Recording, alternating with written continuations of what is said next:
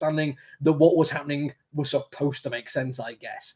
Basically, it's the idea of Sweetie, who is a candy vigilante. By the way, she's not a vigilante. Vigilantism is where you basically go to people committing crimes and punish them when the police won't. This is just a violent person who ignores crimes that don't really affect her too much and then murders people who get on her way. She's not a vigilante. I think they just put that title in because they wanted Sweetie Candy Vigilante to kind of rhyme. Terrible, terrible title.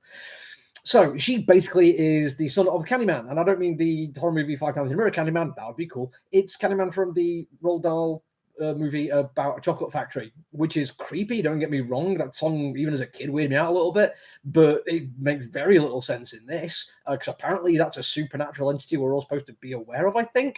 And she's the daughter who goes back to New York and finds a place that you should get ice cream from, which is turned into a strip club. And here we hit a point where I think it needs to be said that some Dynamite comic books are out there because for titillation reasons. And I am absolutely fine with that. That's what people want to get out of a comic book. I am not here to yuck anyone's yum. Totally go for it. Whatever you get from comic book that's good for you should be good for you. It doesn't really matter.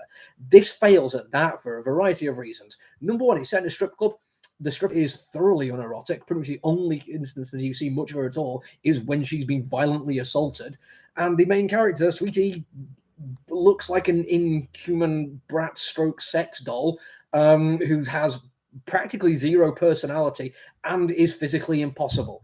I think maybe an 11 or 12-year-old might have this as an ideal portrayal of what a sexual woman should look like, but this is a mature reader comic book, and I can only hope along the lines of all that is good in the world that a person mature enough to actually pick the comic book would understand that that is not what it's for. So it fails on that as well, if that's what it was trying to do. And it fails on being a story about a vigilante because he's not doing that. It also fails on being a horror comic book because, yeah, the violence when you see it is gory and well done, but it's not scary because the tone is so all over the place. When the violence happens, sometimes it's just allowed to continue happening. There's entire periods where there's no dialogue, so you just get nothing but the visuals going on. And then there's weird jokes about gummy sharks. It's honestly all over the place. None of the tonal shifts make any sense to me. And even the levels of violence aren't consistent. I said earlier, the stripper is sexually assaulted. The barman is also physically assaulted. Sweetie doesn't really care about that whatsoever in any way, shape, or form. It's only when she is herself sexually assaulted, and not just the first time, it carries on for a few panels.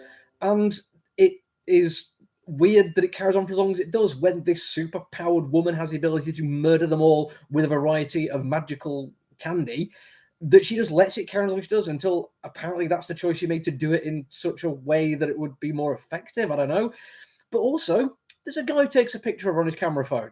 And yeah, taking unsolicited pictures of women is a bit of a risky no-no thing. I wouldn't recommend it to anyone. But I don't think it was going for that kind of vibe. I think this is just, this guy has seen some truly horrific, impossible, magical things and took his camera and took a picture of it. And he got murdered in a brutal, unforgivably violent way. You know, there's people mentioned earlier, the barman and the stripper. Yeah, she kind of saves them, but she's really angry at them for letting this place, this ice cream place, become what it is.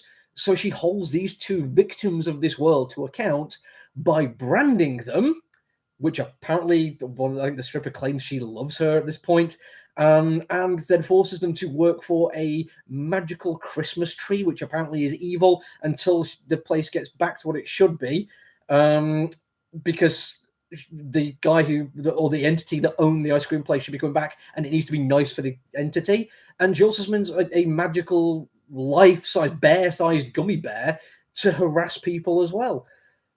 If you're watching this review, and thank you, I can see somebody is, I'm thinking this sounds incomprehensible. I cannot believe anyone. Yeah, I'm with you. I am absolutely down.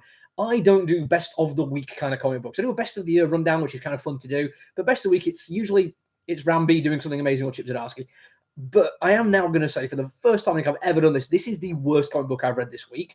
It might even be the worst comic book I've read all year. It is unmitigated disaster from start to finish. I cannot imagine a world where somebody gets to the end of this comic book and thinks, that did what I thought it was going to do, or that surprised me in a way that I enjoyed. I cannot imagine a mindscape which would think that way.